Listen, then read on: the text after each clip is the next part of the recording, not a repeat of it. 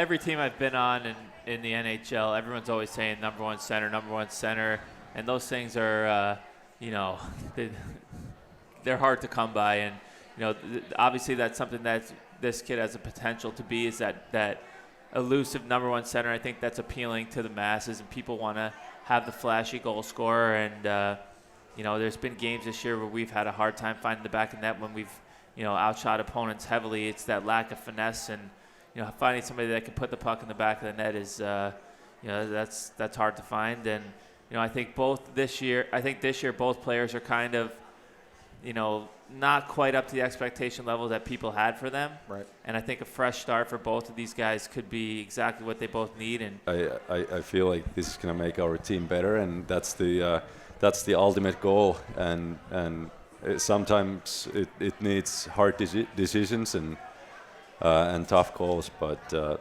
as a player, it's always tough to take. It's always so hard to find those number one centermans, and in this case, it's a guy who's 23 years old, so much potential, his future ahead of him, and so I feel like we are pretty fortunate to have him.